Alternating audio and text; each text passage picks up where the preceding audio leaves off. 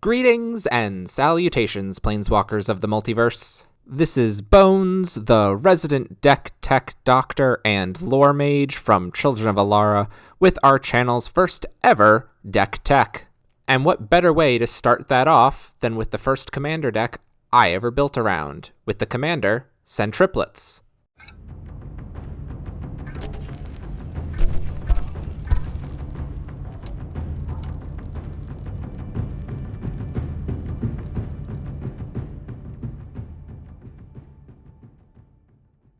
But before I start breaking down the cards and why I chose them for this current build of the deck, please don't forget to subscribe and ring that temple bell to help our budding Gatewatch grow. Now that that's out of the way, on to the commander. Sen Triplets is a 3/3 legendary artifact creature, human wizard, that costs 2 generic, 1 white, 1 blue, and 1 black. With the amazing and unique ability that reads, at the beginning of your upkeep, choose target opponent. This turn, that player can't play spells or activate abilities and plays with his or her hand revealed. You can play cards from that player's hand this turn. Holy mackerel, I love this card so much. There's a reason it was my first commander, and there's a reason it's stuck around for so long, receiving tweaks and upgrades, and in some cases, actually twice, completely redoing the deck. It not only gives you perfect information of what your opponent is trying to do, or answers they're hiding in their hand, it lets you use them against them and your other opponents. So what does this deck try and do? Well, a lot of the cards will synergize around either playing with Sen Triplets' ability or using your opponent's threats against them. So now without further ado, let's start breaking down the deck card by card to see how they contribute in the 99. Starting off with a blue enchantment that gets a lot of eyebrow raises whenever I've played it, mostly because nobody's seen it before, it's Paradox Haze, an enchantment aura for 2 generic and 1 blue mana. You enchant a player. 99.9% of the time, you will be enchanting yourself, because the ability is, at the beginning of enchanted player's first upkeep each turn, that player gets an additional upkeep step after this step. So with this card out, you get 2 triggers of Sen Triplets' ability, giving you access to 2 opponents' hands and shutting them off of casting spells or activating abilities. But what if your opponents aren't playing white, blue, or black?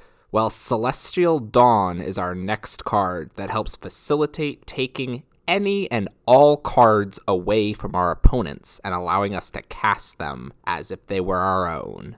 For 2 white and 1 generic mana, you get an enchantment that reads, lands you control are planes. Non-land permanents you control are white. The same is true for spells you control and non-land cards you own that aren't on the battlefield. You may spend white mana as though it was mana of any color.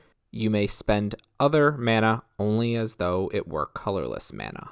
So in a weird way, this fixes all of our mana a la Chromatic Lantern, which is also in this deck, spoiler alert, by making all of our mana white, but all that white mana can be used for anything. So if our opponent has, let's say, a red spell, our planes, which are not necessarily planes, can tap for red mana, even if we don't have another land that could naturally tap for red. The last card in this category that I want to talk about is Vedalken Orrery, a 4 generic mana artifact that says you may play non-land cards anytime you can play an instant. Why I like this card for this deck is it lets you play your hand on your opponent's turn and lets you play your opponent's hand on your turn, maximizing the amount of spells you can cast so long as you have the mana to do so.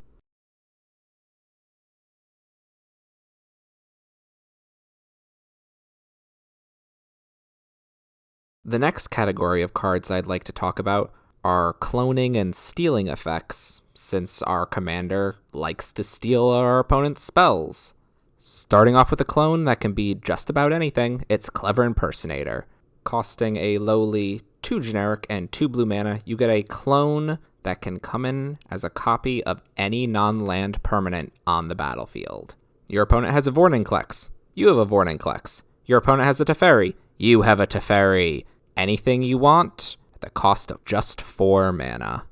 You better thank the father of the machines for our next card. It's Phyrexian Metamorph.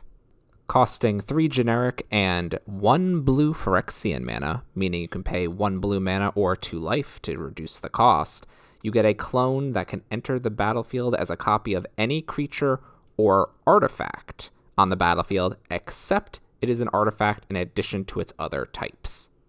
Copy your opponent's Akroma's Memorial, or just copy the Akroma herself. All good targets. Thank you, Father of the Machines, for this blessed gift. Next is a new addition to this deck, Spark Double. For 3 generic and 1 blue mana, you get a clone that can copy either a creature or a planeswalker you control.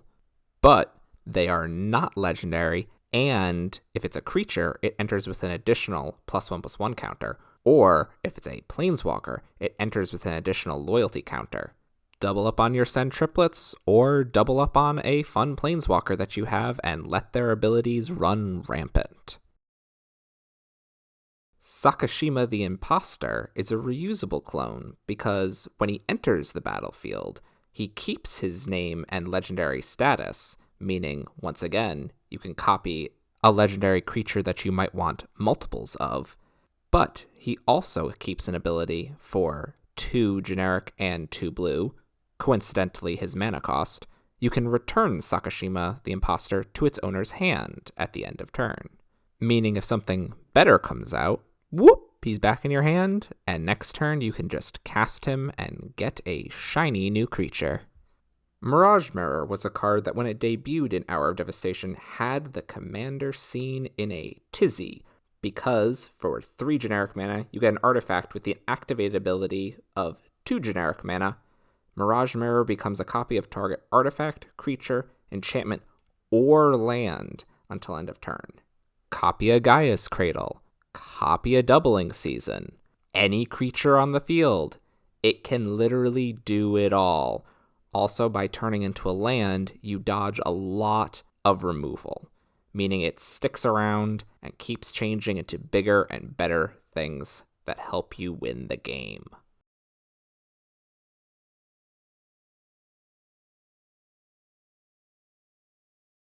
So they say imitation is the most sincere form of flattery. But what if you end up just taking it instead of imitating it? Well, these next cards do just that.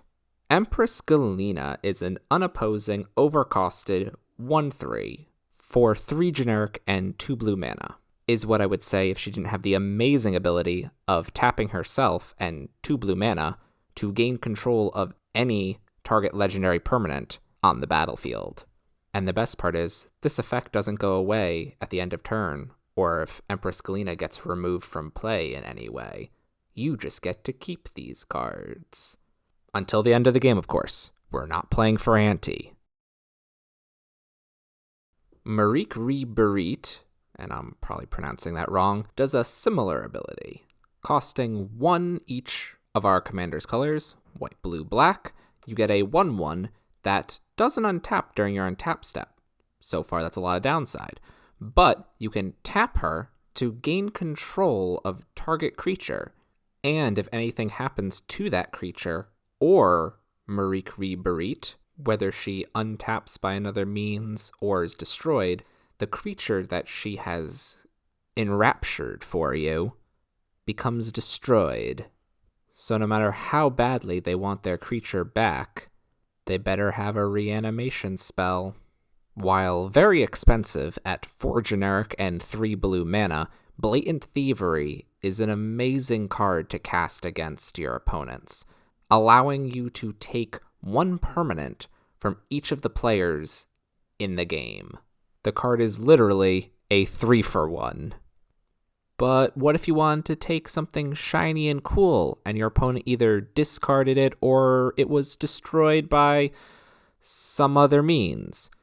Debtor's Knell lets you take the choicest of creatures out of the graveyard and return them back to play under your control.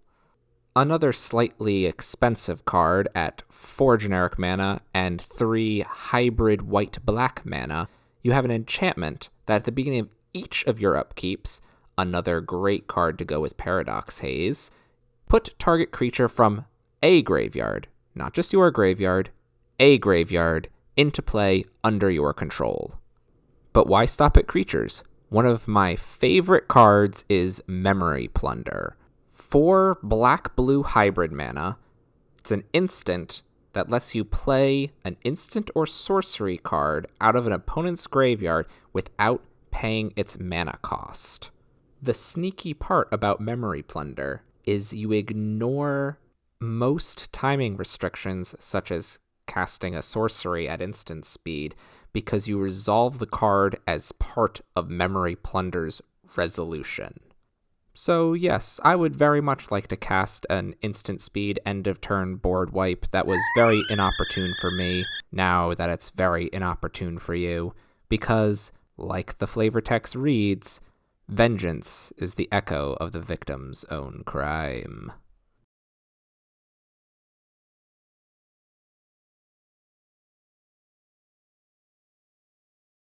So now I've talked a lot about playing your opponent's spells on top of playing all of these spells. So you might be wondering, how are we playing all of these spells? Well, the answer is, we're playing a lot of artifact ramp. Starting off with one of the, at least in my opinion, quintessential white commander staples, Smothering Tithe.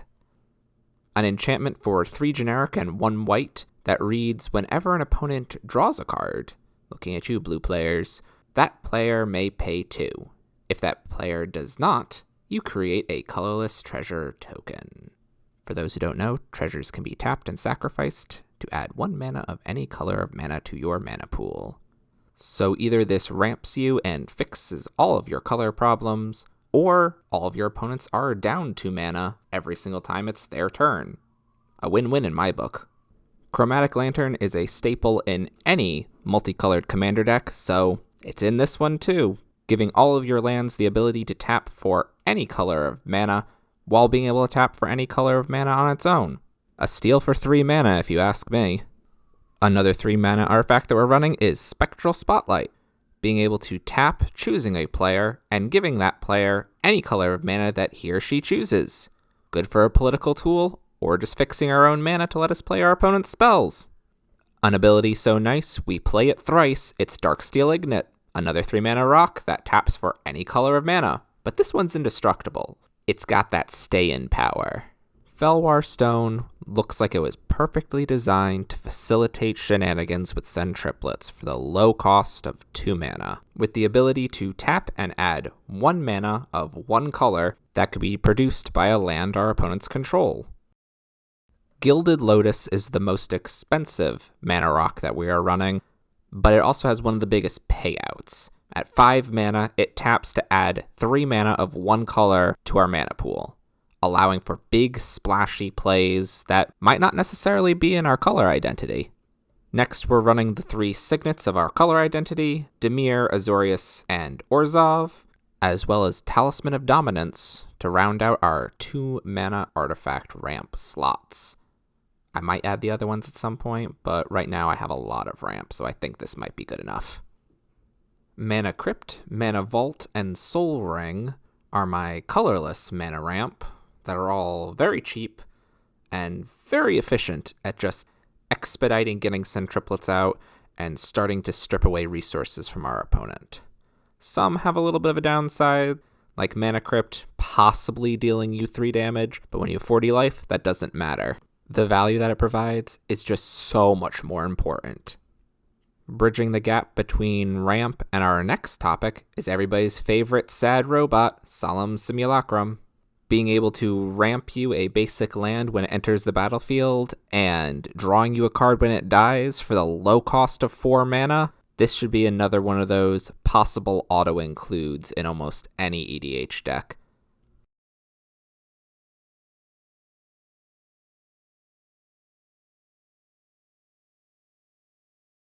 So, as you might have guessed, our next topic is card draw.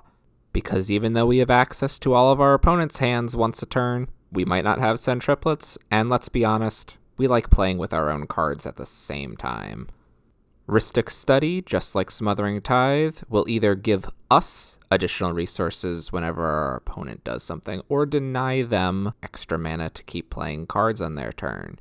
Unlike Smothering Tithe, this one will give us cards whenever they play a spell, unless they pay a mana. But let's be honest, they probably just want to keep playing Commander, and they're not going to want to pay the tax.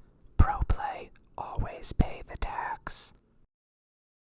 Phyrexian Arena gives us an additional card at the beginning of our upkeep at the low cost of 1 life and 2 black and 1 generic mana to cast it.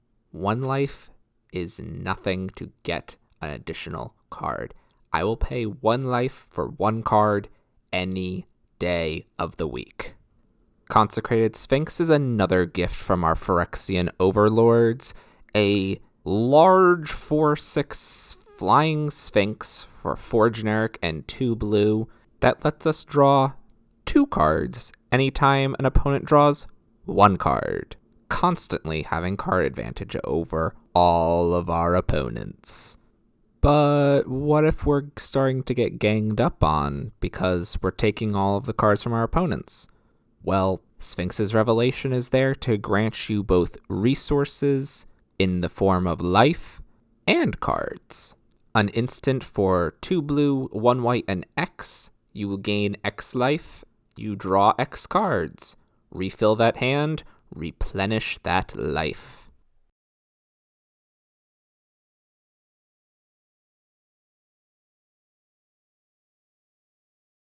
So we have all this fun stuff. But what if the game starts to get away from us and we just need to reset? So here's a bunch of removal that I like to run to get rid of those pesky problems that might get out of hand. My favorite out of these probably has to go to Toxic Deluge. Only costing 3 mana, 2 generic and 1 black, with the added caveat of paying X life, you give all creatures -X, where X is how much life you've paid. So it kills all creatures, but it could leave yours alive if you pay not enough life to kill off certain creatures, leaving you with the board state and wiping away your opponents, or just killing everything at the low cost of life, which you can just gain back later. It also gets around pesky and destructible creatures, so added plus in my book. Our next versatile board wipe is Merciless Eviction, another sorcery costing 4 generic, 1 white, and 1 black mana. You get to choose one of the following: exile all artifacts, exile all creatures, exile all enchantments, or exile all planeswalkers. So it just permanently gets rid of whatever ails ya. Fantastic card, worth the 6 mana. Tragic Arrogance is an odd board wipe, but a good board wipe nonetheless. Costing 5 mana, 3 generic and 2 white. For each player, you choose a permanent that player controls, that being an artifact, creature, enchantment, or planeswalker, and then each other permanent of those types gets sacrificed. But you get to keep the best of those permanent types. So, yes, it hits your stuff, but you get to stay on top while your opponents get their resources dramatically reduced. The next board wipe is something plain and simple. It just destroys all creatures, but it can't be countered, just in case you're playing another control deck. Supreme Verdict. 1 generic, 2 white, and 1 blue. Uncounterable board wipe for those moments when you just need to reset and you need it to stick. And this deck is running blue, so it's running Cyclonic Rift, both spot removal and a one-sided board wipe, blowing out all of your opponent's stuff. Do I really need to talk about how great Cyclonic Rift is at this point? I'm pretty sure if you play ADH, you've seen this card. We good? Okay, I'm gonna go on to the next section. Anguished Unmaking is probably one of my favorite spot removal spells that have come out in recent years. An instant only costing 3 mana, 1 generic, 1 white, and 1 black, and 3 life at the end of resolution. You exile target non-land permanent. The versatility of this card for 3 life and 3 mana is unparalleled. I love this card so much. Lastly is a pet card of mine. I don't see this card very often, and I think it's a crime that it isn't played more. Sudden Spoiling. Split second.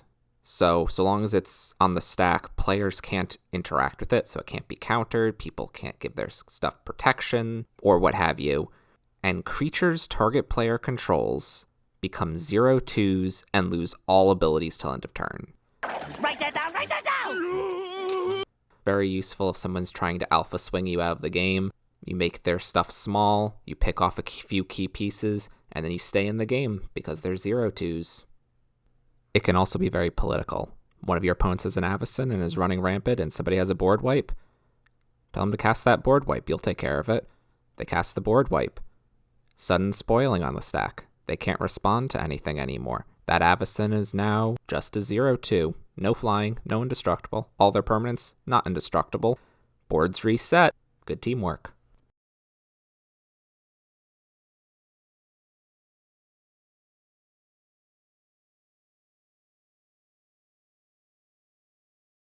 So like I mentioned before, we're playing blue, so obviously we're going to be having some counter spells, because, what's the saying?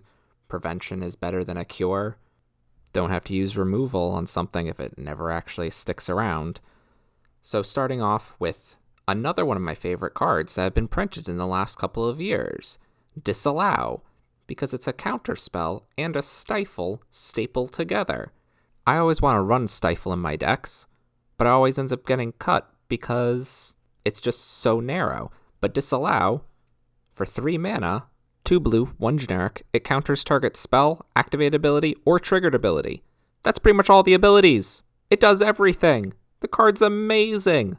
Love this card so much. Both Spell Swindle and Mana Drain are 2 counter spells that give us mana when we stop our opponents from playing big spells. Or little spells if they're going to be problematic. Spell Swindle being a little bit more expensive at 5 mana, but giving us treasures equal to the converted mana cost of the spell we countered to be used whenever we want. Mana Drain being the cheaper at only 2 mana, but only giving us mana in our next main phase in the form of colorless mana. So it depends on how much mana we have open, but both are very useful because even if we don't have a lot of cards in our hands, so long as we have our commander, we have access to our opponents. So that just gives us more mana to play their spells after stopping them from playing something big and disruptive. Phenomenal cards, to be sure. Much like Disallow being a counter spell with Stifle stapled to it, Render Silent is counter spell with Silence stapled to it. Even has the same stapled mana cost, 1 white and 2 blue. Counter target spell, its controller can't cast spells this turn. Stop the first spell, and then stop them from playing any others. You want those spells in their hand, because you want to cast them. Swan Song, while being a narrower counterspell, only countering an enchantment, instant, or sorcery, and then giving them a 2/2 flying bird, may not seem like the best, but it only costs 1 mana. Only leaving 1 mana up to end a counter war with your opponent, or stop them from board wiping when you're in a favorable position. 1 mana for countering 3 different card types is just very useful. Our next one is pretty much free. Pact of Negation costs 0. Counter target spell. You do have to pay 5 mana at your upkeep or you lose. But you get a counter spell while your shields are down. Or at least that's what you can let your opponents think.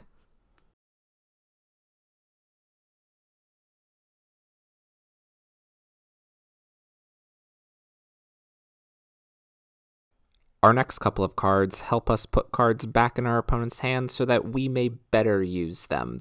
Starting off with Vencer Shaper Savant, a 4 mana 2/2 with Flash. When Vencer Shaper Savant comes into play, return target spell or permanent to its owner's hand. So it's also sort of a remand, which is useful. The versatility is wonderful with this card, bouncing permanents or spells anytime. Capsize is great in a pinch or to help win you the game because it costs 3 mana to return target permanent to its owner's hand, but it also has buyback for another 3 mana.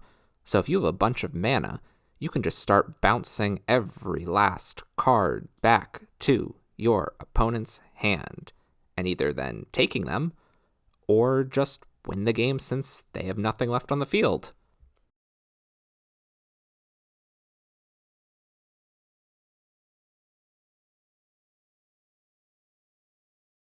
Now, what kind of control deck would we be without a couple of planeswalkers? Well, still a control deck, but this one does have a few planeswalkers that synergize very well with our commander, and lets us do things without spending mana, so we can use that mana on our opponent's spells. The first is the boogeyman of Modern, Jace the Mind Sculptor. And much like Cyclonic Rift, he kind of goes without saying that he's just a very powerful card. More often than not, you are just going to use him as a repeatable brainstorm with his 0 ability, but that -1 to return a creature to its owner's hand is very useful if your opponent lands a creature that you really want and you have Sen Triplets out. Just all these modes are phenomenal with this deck, but then again, he's phenomenal in almost any blue deck. Ob Nixilis slices and dices in both lore and in his card form, because for +1, you get to draw a card and lose a life, a great deal. For -3, you just destroy a creature outright, also great. And for -8, you effectively can just kill another player, albeit slowly, but they will eventually die. Liliana Vess is effectively just a repeatable vampiric tutor, which I am a-okay with. For 5 mana, you get a 5 loyalty planeswalker, and you mostly care about the middle ability at -2, searching your library for a card, shuffling your deck, and putting the card that you searched for on top. The +1 makes an opponent discard a card, not particularly useful, especially since you want to use the cards that are in their hand, but her -8 is Rise of the Dark Realms. Take all creatures from all graveyards and put them onto your battlefield. I mean, you're stealing stuff to begin with, why not steal everything all at once? And the last planeswalkers we're running are all 3 Teferis, starting with Little Teferi at 3 mana. Not only does he have the static ability of just making your opponents only cast stuff at sorcery speed, stopping counter spells and spot removal on your turn, but he also can grant your stuff flash, so if you want a board wipe at the end of turn, and then the -3 just bounces something back to their hand and lets you draw a card, so you're effectively up 2 cards if you have Sen Triplets, and you bounce something back to the person's hand who you're Sen Tripletsing, which is now a verb. Middle Teferi, Hero of Dominaria, does not have Middle Child Syndrome.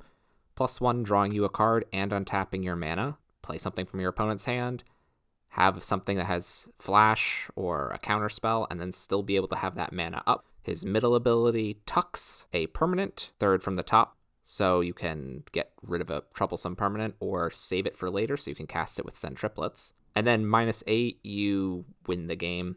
You draw a card, you exile a permanent that your opponent controls. Not many people live through that. And lastly is the mono blue 6 mana Teferi. He can +1 so you can fix the top of your deck, to draw the correct card, and then -1 to untap for permanents. So you can untap your mana rocks to ramp you a whole heck of a lot. Very useful. The -10, while useful, is not heavily utilized in this deck because these are only the planeswalkers we have, but hey, instant speed, planeswalker activation, never a bad thing.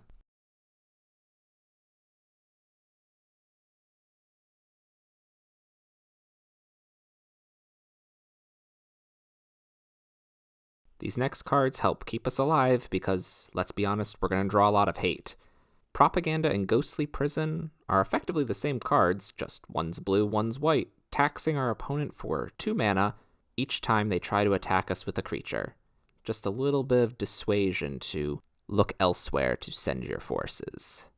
But when you need a panic button to get out of a situation, Teferi's Protection is the best panic button to have. Costing 2 generic and 1 white, until your next turn, your life total can't change. And you have protection from everything. All permanents you control phase out. You just don't exist for a while.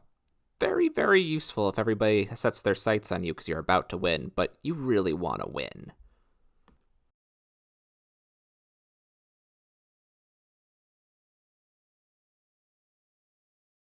So we have a couple tutors up next and card filterers, one of the best being Sensei's Divining Top.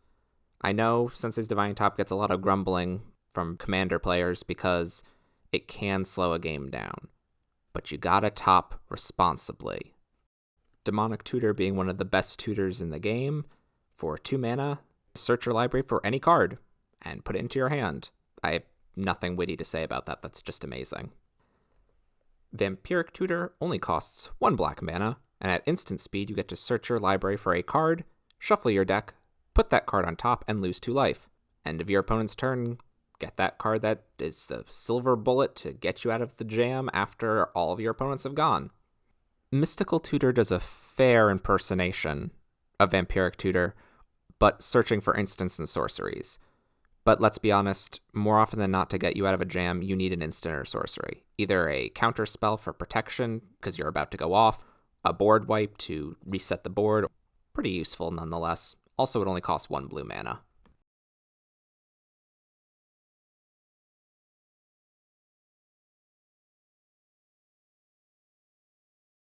I'm only going to speak briefly about the mana base. It's a standard black-blue-white mana base.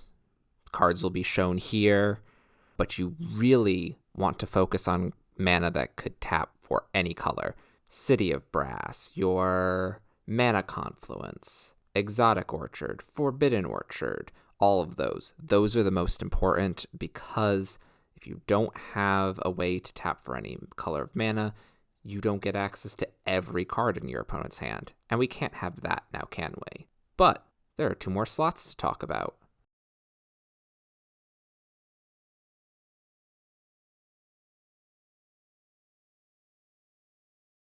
So the next 2 slots were originally held by Wormcoil Engine and Shieldred Whispering One. Whispering One also being my handle on just about all social media platforms.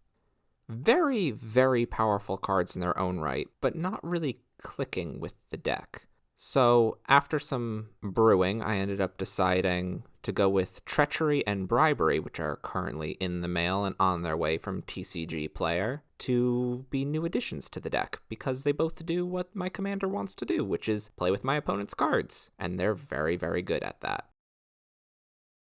And if you're like me, and you want to get some new upgrades for your deck, feel free to use TCG Player for all of your card selection needs, and if you do, look in the ether down below for our affiliate link. You'll help us out tremendously while getting great deals on your Magic cards. You can also support us on Patreon. Every little bit does really help, especially since we are just starting out. Capitalism and all that jazz.